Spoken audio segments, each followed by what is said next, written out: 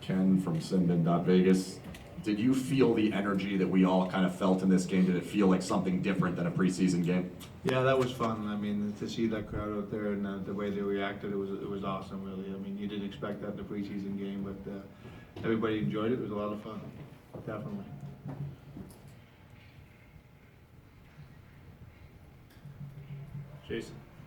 Jason Pothier, Vegas.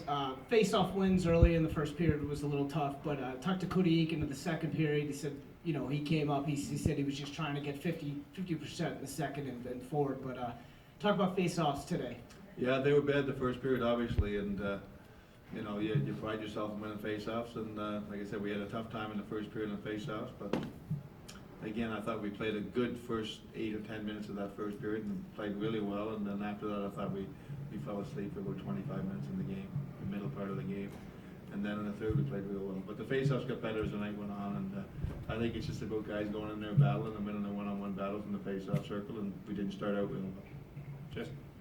Jesse Granger, Las Vegas Sun. Coach, Alex Tuck was one of the more aggressive guys, especially in the forechecking. Just how important is that to what this team's doing, and how well has he been performing out there? No, I thought he played a good game tonight. You know, him and Willie Carrier had a real good third period, and his forecheck was real good too. So those guys are big, strong guys that can skate, and we were happy that they, you know, bumped the body and played the game the way they played it. Both of them, I thought, played real well.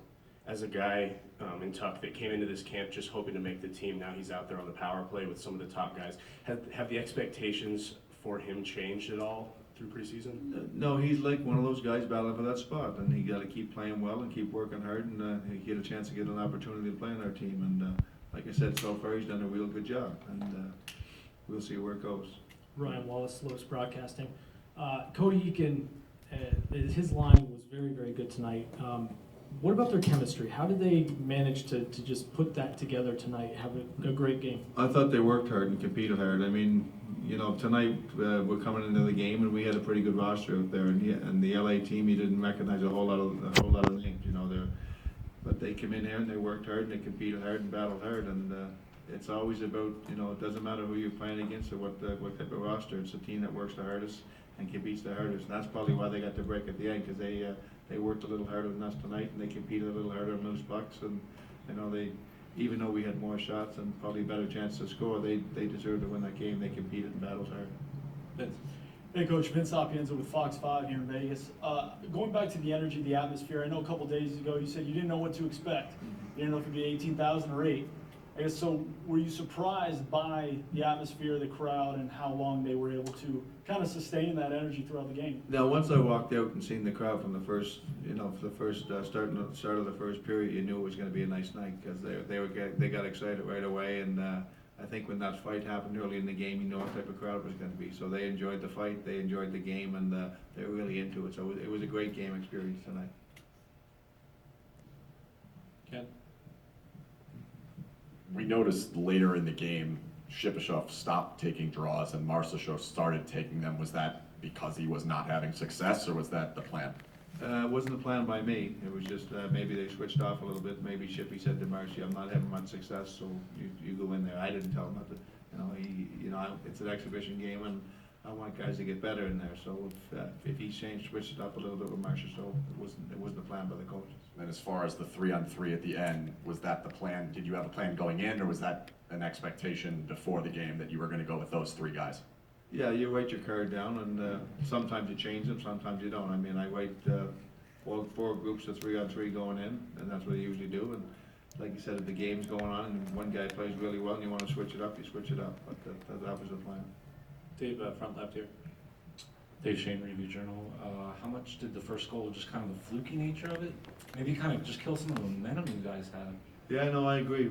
I thought we played really well, and that fluky goal would bounce off a couple different guys and went through our goalie's legs. So it was a fluky goal against. But again, it's exhibition, and you just want to keep playing and try and get a solid 60-minute game and solid. Well, it was a little more than 60 tonight, but I just thought we got away from our game in the middle of the game. The last probably 6-7 minutes of the first period, and most of the second, I didn't like the way we played. But after that in the third, I thought we got back, we got more pucks to the net, more guys at the net, and being a little more aggressive. Jason, on the right. Just playing off that, Pickard had a couple of tough tough Bucks that went by him tonight. How do you think he played overall?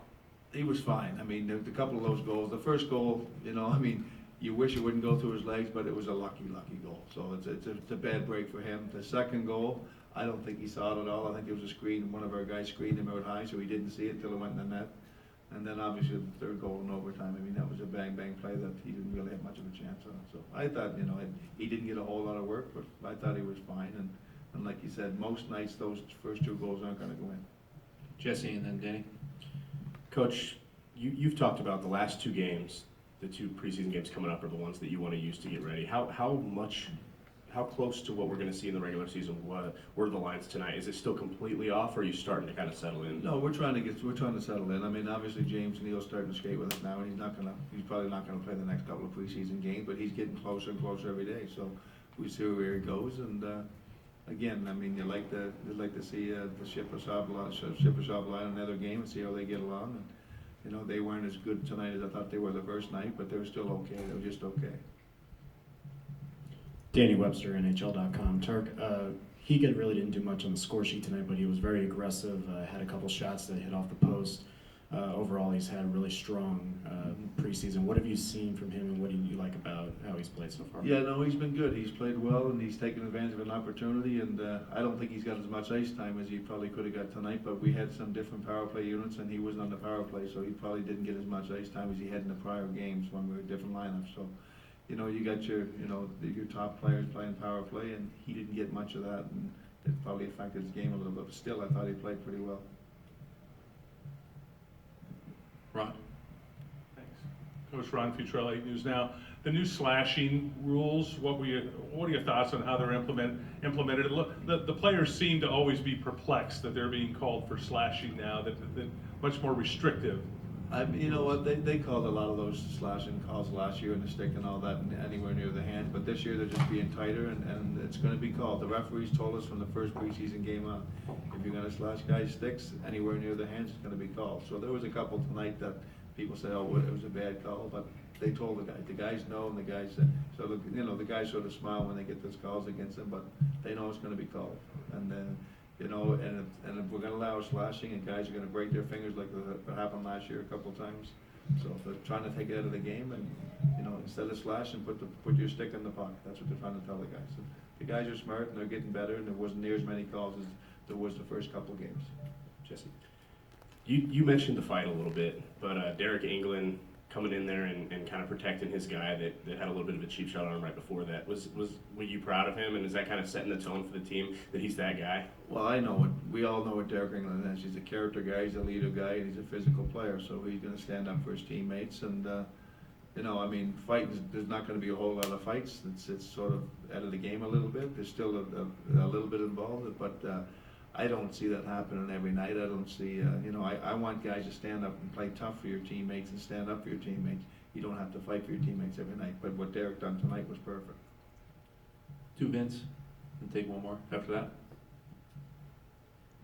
Coach, you mentioned how there was a dip in play in that second period. Being that it's an exhibition game, is it one of those that you need to lay into the guys to say get back up, or do you let them see how they respond on their own in a game like this?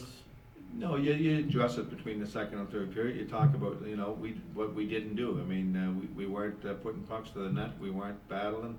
We had no rebound chances in the second period at all. There was no second shots, and when that happens against the team that you played tonight, you know, I think it's about our work ethic, and I thought we got it worked in the second period, so we addressed it a little bit. We're not going to yell at guys. I mean, it's preseason, you know, and guys are getting ready for training camp, and I understood it. As a player, it's the same thing, you know.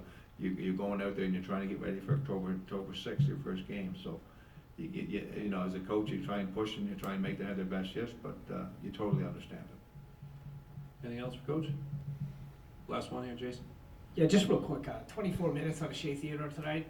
Talk about him and, you know, heading into the cut day or whatever. Just 24 minutes is significantly more than other players. Yeah, he's a young player, and Ryan McGill coaches the D, so you're going to ask him about the 24 minutes. But no, truthfully, he's a young player that plays a lot of minutes, and he's a big horse, and I thought he played a pretty solid game tonight overall.